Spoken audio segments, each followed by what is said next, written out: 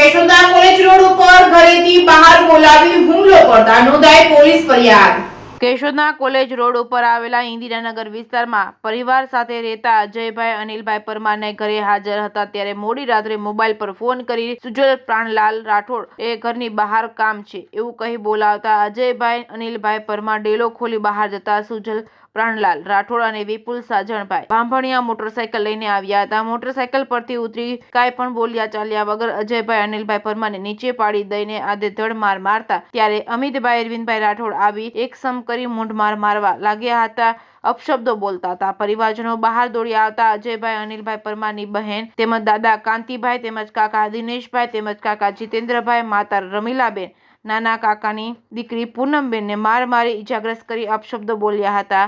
આસપાસના લોકો એકઠા થઈ જતા ત્રણેય શખ્સો જતા રહ્યા અને જાનથી મારી નાખવાની ધમકી આપી તે સમગ્ર પરિવારને આપી નાસી છૂટ્યા હતા। ઈજાગ્રસ્ત હાલતમાં ખાનગી વાહનમાં Keshod sub district civil hospital ખાતે સારવાર માટે દાખલ કરવામાં આવ્યા હતા। કેશોદ પોલીસ દ્વારા નિવેદન નોંધી કેશોદના કોલેજ રોડ ઉપર ઇન્દિરાનગર વિસ્તારમાં રહેતા સુજલ પ્રાણલાલ રાઠોડ અને વિપુલ સાજણભાઈ બાંભણિયા અમિતભાઈ અરવિંદભાઈ રાઠોડ તમામ રહેવાસી ઇન્દિરાનગર કોલેજ રોડ કેશોદ વિરુદ્ધ આઈપીસી કલમ 337, 323, 294, 506(2) તેમજ 114 હેઠળ ગુનો નોંધી કાયદેસરની કાર્યવાહી કેશોદ પોલીસ સ્ટેશનના પોલીસ હેડ કોન્સ્ટેબલ દેવાભાઈ ભારે ચલાવી રહ્યા છે। Reporting by Raju Pandya, Keshod. દિનેશભાઈ કાંતિભાઈ પરમાર ઇન્દિરાનગર મારા અમે 10 સાડા 10 વાગે પૂછાતા હતા।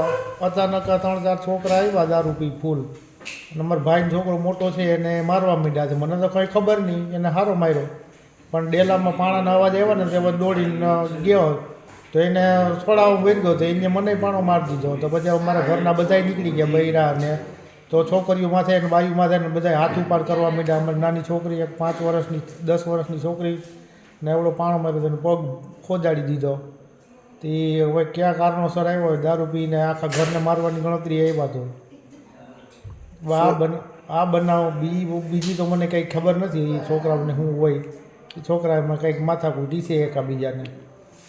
કોણ હતા એ એમાં એક અમિત રાઠોડ હતો, એક સુજલ રાઠોડ હતો અને એક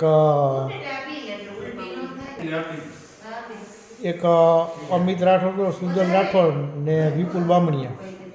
આ 3 છોકરા હતા અને પીધેલી હાલતમાં હતા ત્રણે।